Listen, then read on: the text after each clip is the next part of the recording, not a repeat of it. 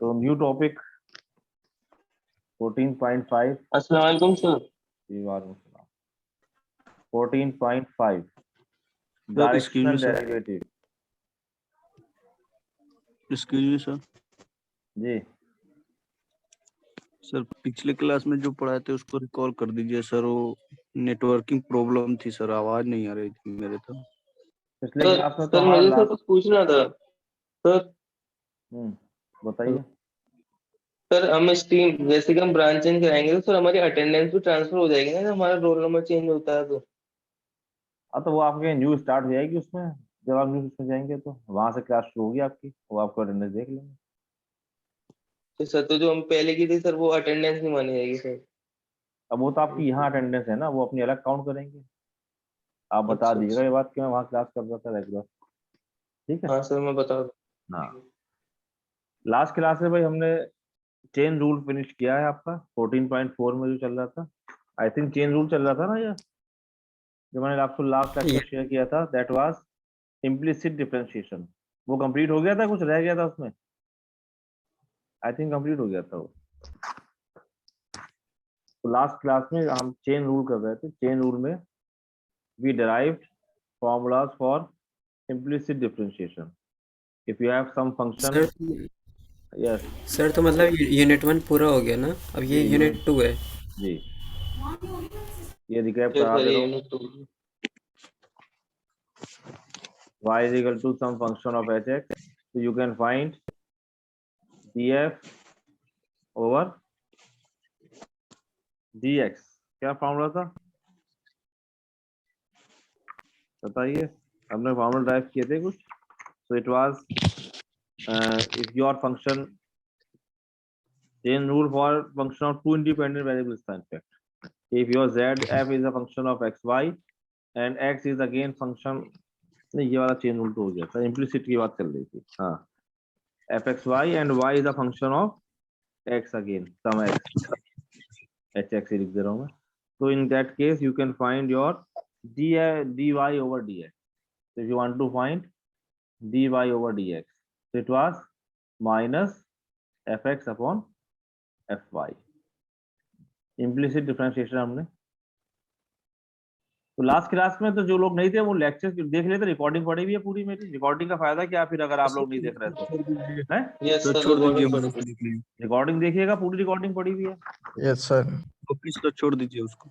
और क्या, इसमें कोई बात समझ में नहीं आई है तो you can discuss me. Class के बाद अलग से डिस्कस कर सकते हैं, ग्रुप में आप अलग से पर्सनल मैसेज कर सकते हैं, सर ये स्टेप समझ में नहीं आया मुझे बता दीजिए। मेरे लेक्चर का कोई ओके पॉइंट सर। समझ में नहीं आएगा तो उस पॉइंट का स्क्रीनशॉट लीजिए, लेक्चर का भेज दीजिए कि सर ये चीज समझ ओके में नहीं आ रही है। ठीक है, तो मैं आपको इंडिविजुअली वहीं एक्सप्लेन कर ओके दूँ। सर। चलो क्लियर कर दूँ।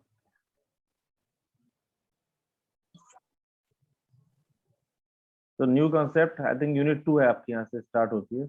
यूनिट 2 ये शायद सिलेबस में देखिएगा फ्रॉम, है ना। Unit 1 was the concept of partial derivative, limit, continuity, differentiability and chain rule. In unit 2 we have next topic 14.5 directional derivative. Directional derivative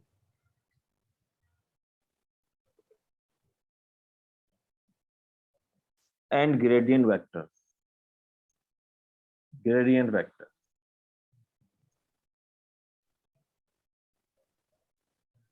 So directional derivatives is also very important concept.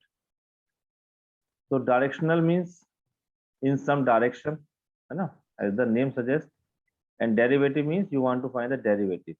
So if we are moving in some direction, then what will be the derivative in that direction, and what will be the physical mean of that thing, what will be the geometrical mean of that thing, that thing you will see here. So direction, you know, generally we represent the direction by some vector.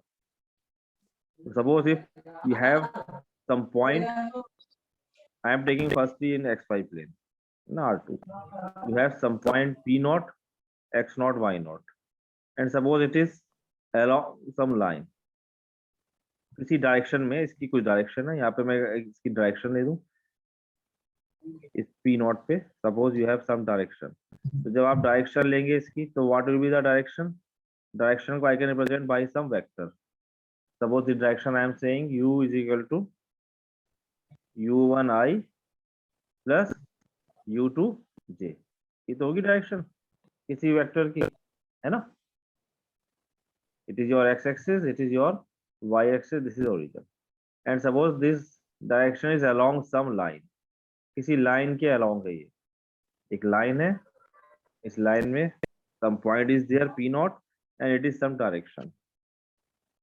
इस चीज की direction है ये, direction of increasing s. If I am writing the equation of a line in parametric form, line है, अगर line को मैं parametric form में लिखूंगा, line passing through x not y naught in the direction of u1i plus u2j, उसकी parametric form क्या होती है? x is equal to x not plus s u1, y is equal to y not plus s u2. It is the parametric equation of a line. Okay, passing through x not y naught in the direction of u1 u2. तो हम ऐसे coordinate लिख देते हैं. s is called the parameter. ये जो s है, it is what? This is the parameter. It is TURD. It is arc length parameter और नेचुरल पैरामीटर बोलते हैं. Natural parameter. Okay, so now if you want to find, suppose you have some function fxy, now a function fxy,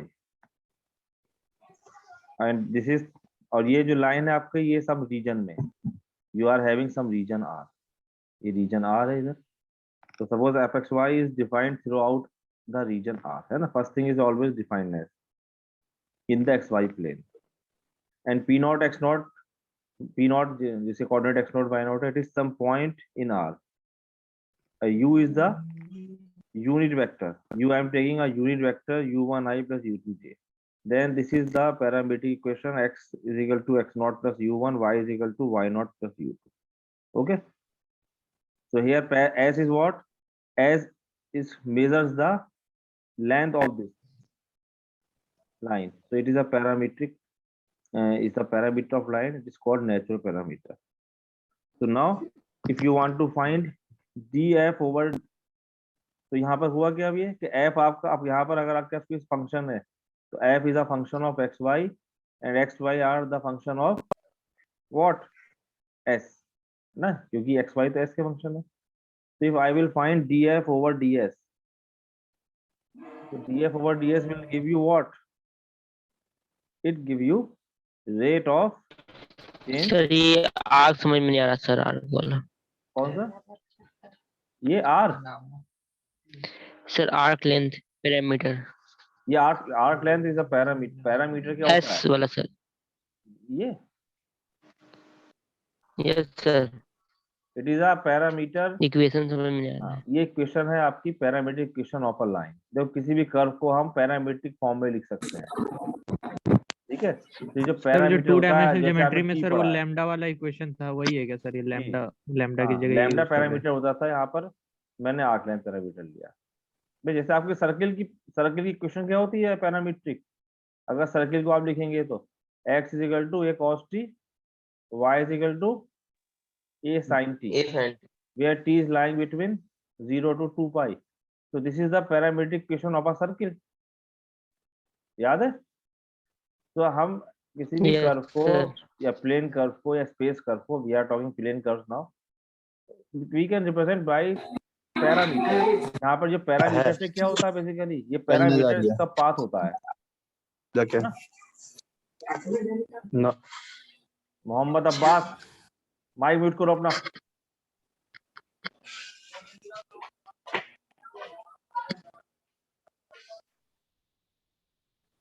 So x is equal to a cos t, y is equal to a sin t. So I can represent by parametric form. तो parameters क्या होते हैं? Basically parameter आपका path होता है. अब आप जैसे t पे 0 पुट करेंगे, तो t पे 0 पे what will happen? x is equal to a cos 0, y is equal to a sin 0. a cos 0 is a sin 0 is a, तो t is equal to 0 पे you will be getting a point a comma 0, तो ये point आपका आ जाएगा a comma 0. Now we put t is equal to pi by 2 suppose, so t is equal to pi by 2 will be what, a cos pi by 2 a sin pi by 2, it will give you 0 comma a.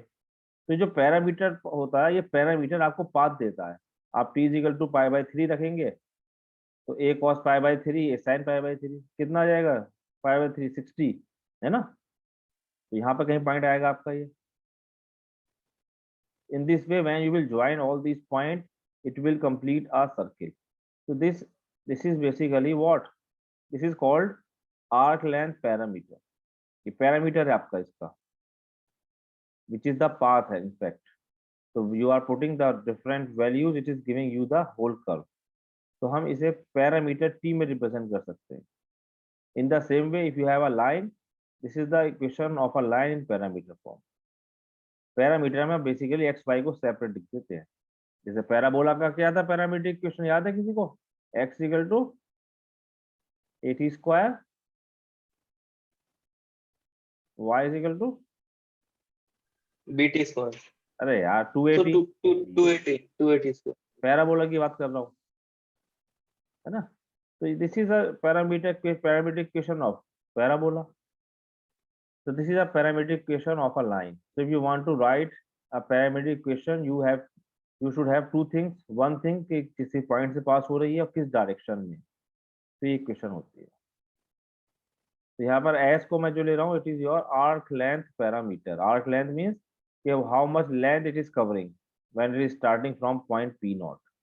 जब मैं s को 0 ले लूंगा, देखो s 0 पे it is your initial point. When s is 0, how much, x is x naught, y is y naught. ये आ गया. अब s की वैल्यू आप चेंज करते रहेंगे, it will give you different points on the line. Clear है भाई ये? Yes, sir. So if you have some function Yes, sir. fxy, so fxy को I can represent in terms of s, क्योंकि xy are the functions of s also. So if I want to find df over ds, so df over ds क्या देगा, it will give you rate of change of f, है ना. जब भी आप differentiate करते हैं, this is rate of change. It gives you rate of change of f at p naught in the direction of u, है ना. ये तो देगा कि what is the change happening in the value of f when your point is moving in this direction. बताइए.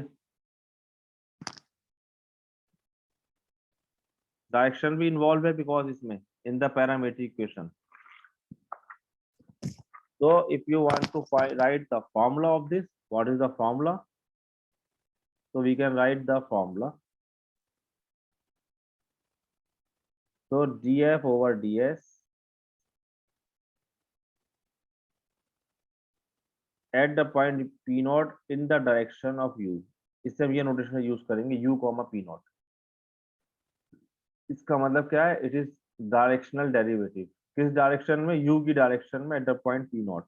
इसका formula आपका हो जाएगा लिमिट के टर्म्स में अगर मैं लिख रहा हूँ, s tending to 0 f of x naught plus s u1 y naught plus s u2 minus f x naught comma y naught divided by s.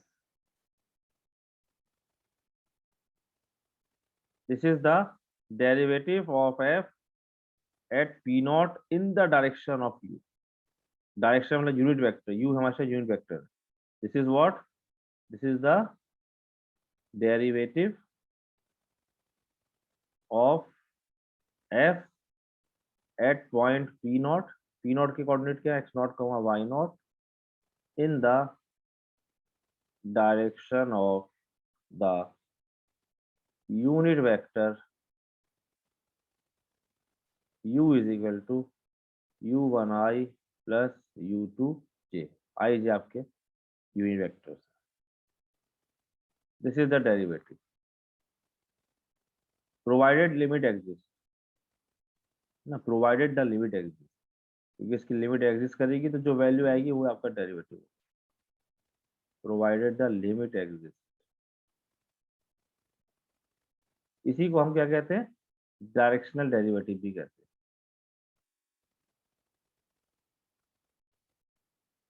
तो ये what is this, it means what, देखो ये क्या है, ये आपका function की value add up है ना, इट इज जनरल वैल्यू।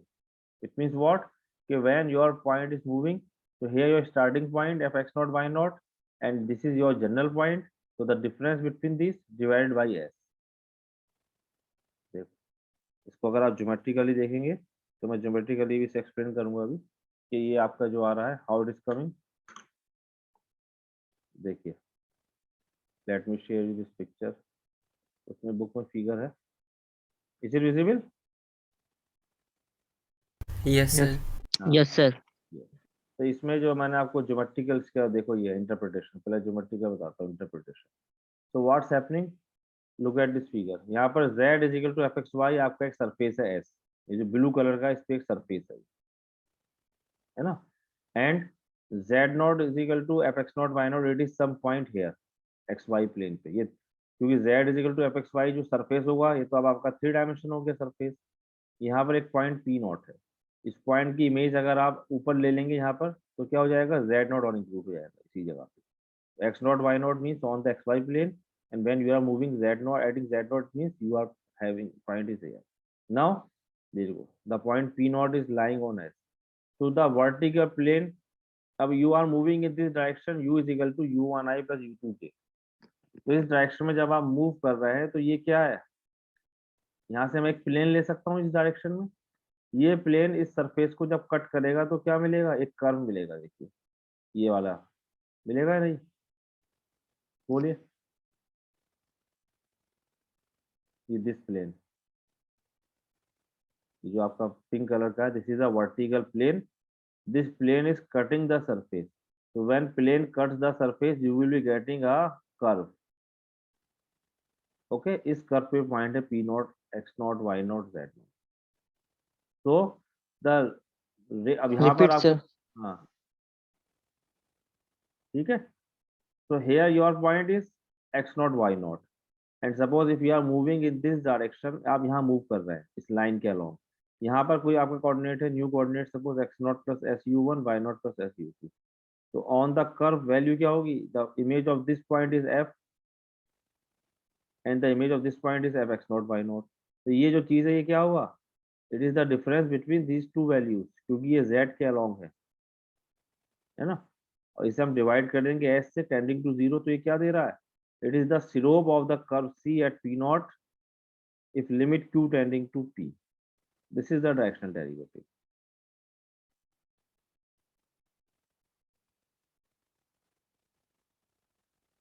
बात समझ में आई? सर स्लोप वाला समझ नहीं आया सर। चलो मैं प्लॉट करके दिखाता हूँ।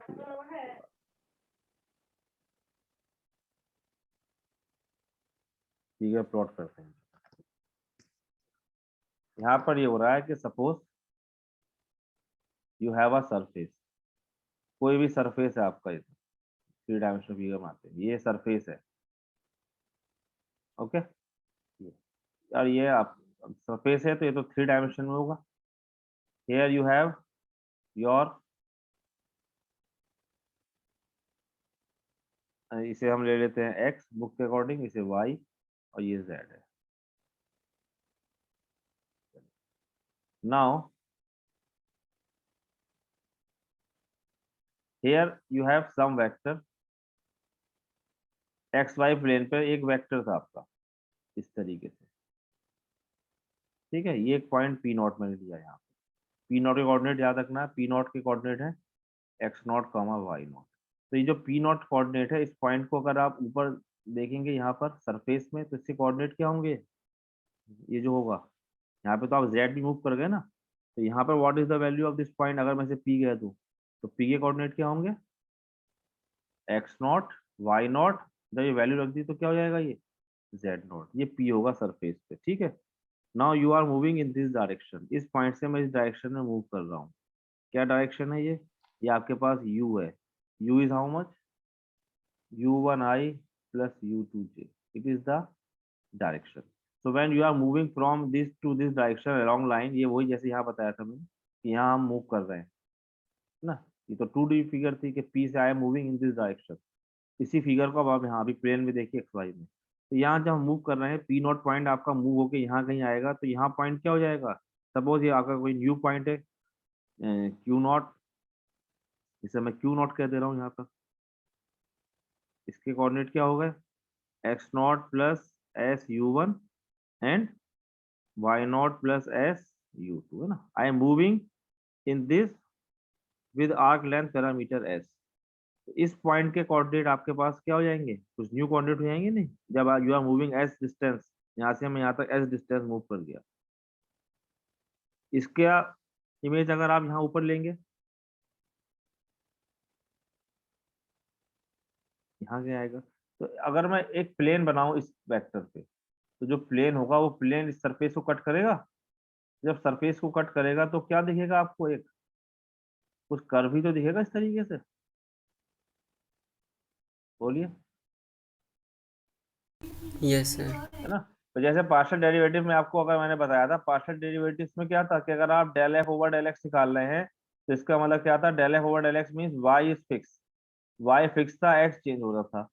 इसको हम ऊपर कट करते थे तो यहाँ पर आपका सरफेस होता था, तो उसमें हमारे पास डायरेक्शन फिक्स थी कि along y axis along x axis.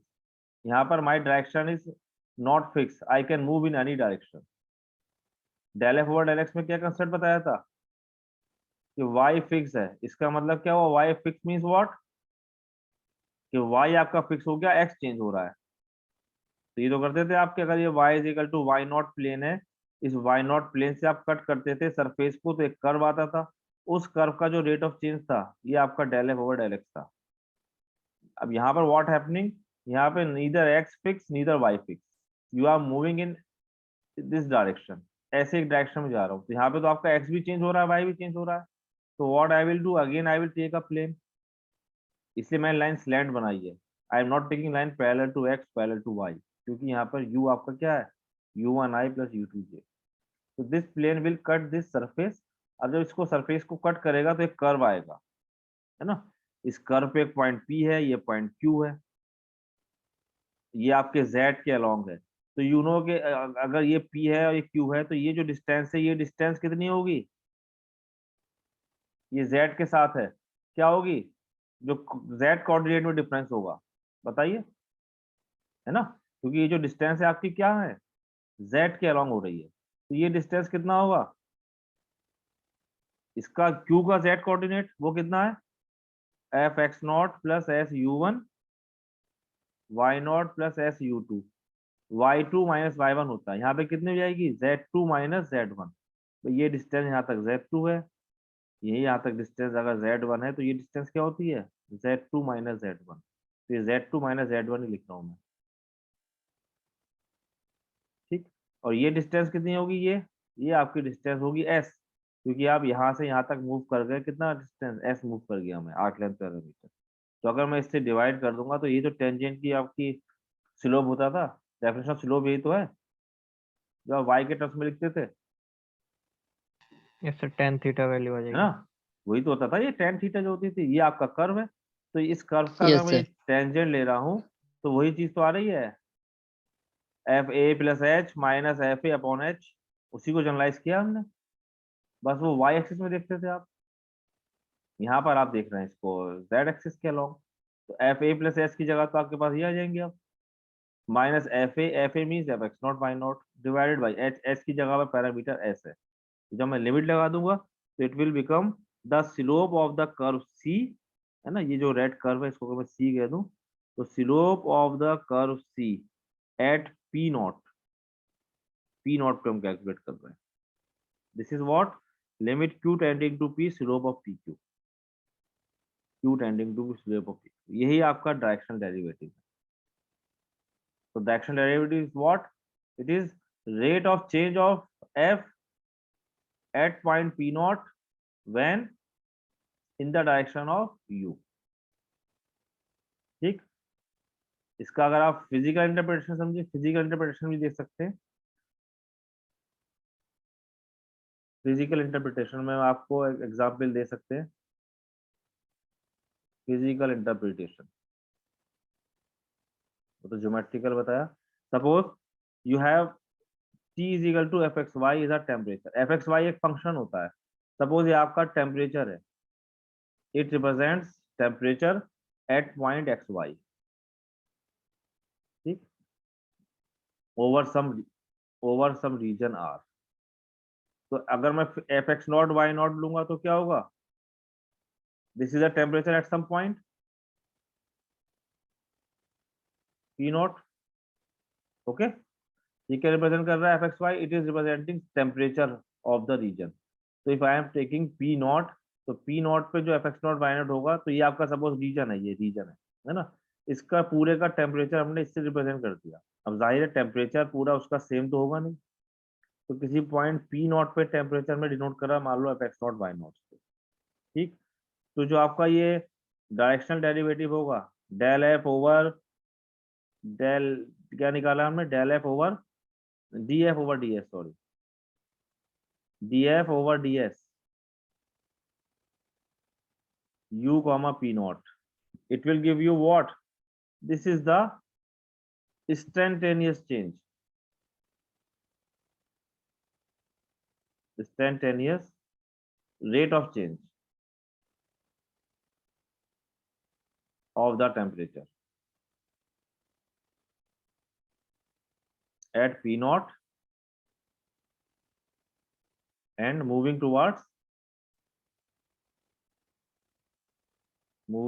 in the direction of u, ये देगा। तो अगर यहाँ पर आपको टेम्परेचर पता है कि f है ना, जो भी वैल्यू होगी, और सपोज यहाँ से मैं अगर इस डायरेक्शन में कहीं मूव कर रहा हूँ, u डायरेक्शन में, जब हम मूव करेंगे तो जाहिर टेम्परेचर में कुछ चेंजेस हो रहे होंगे, नहीं, टेम्परेचर फिक्स नहीं रहता है। अगर यहाँ पर कहीं आपके पास हीट ज्यादा है तो यहाँ टेम्परेचर बढ़ रहा होगा, यहाँ कम हो रहा होगा। तो df over ds will give you the rate of change in the temperature in the direction of u. So it is a physical interpretation.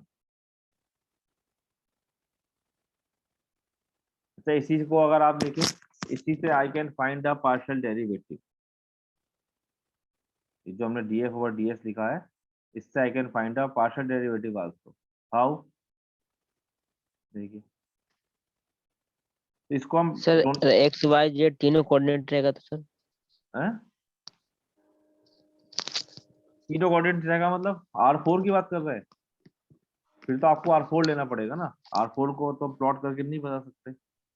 उस केस में आपके पास फंक्शन जो होगा W is equal to f x y z हो जाएगा।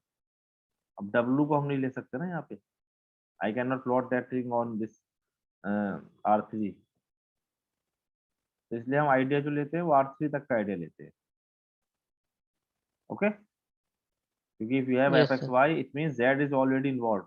अब अगर आप एक्स वाई जेड लेंगे तो भी W इन्वॉल्व हो जाएगा, तो 4 डायमेंशन हो जाएगा। 4 डायमेंशन को I can not plot on this plane. Sir 4 dimension sir exist कैसे करेगा? 4 डायमेंशन एग्जिस्ट कर सकता है ना, 4 वेरिएबल कुछ भी हो सकता है। टाइम ले लें आप, 4th अगर वेरिएबल टाइम भी तो चेंज हो रहा होता है, तो 4 डायमेंशन में टाइम फैक्टर हो गया है, क्योंकि टाइम के साथ भी सर चीज चेंज हो स्पेस रही टाइम है। हो जाएगा सर वो, तो स्पेस 4th टाइम एक्सिस को टाइम सर की हो जाएगी प्लॉट कर आपकी दो। उसमें। तो यू में हैव डायमेंशंस तो n तक होती हैं, इनफाइनाइट डायमेंशनल भी कहते हैं हम, तो आगे आप जाके पढ़ेंगे infinite dimensional. So here the concept of this directional derivative means कि when you are moving in any direction, और इसको हम इस सिंबल से भी डिनोट कर सकते हैं, duf at the point p naught. It is also the notation. It is what? It is directional derivative. जैसे u लगा हुआ इसका मतलब क्या है? It is directional derivative. So both the notations are there. But I will be using this notation. ये ज्यादा easy है, ये लिख सकते हैं या ये df by ts. Both are the notations.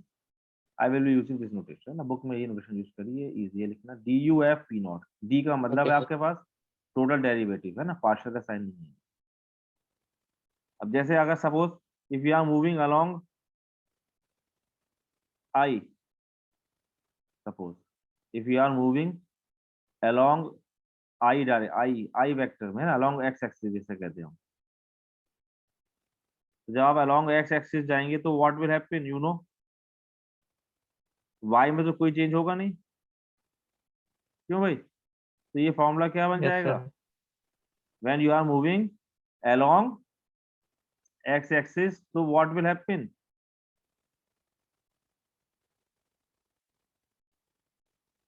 बोलिए, ये जो हमने फॉर्मूला लिखा था अभी, ये जनरल फॉर्मूला है।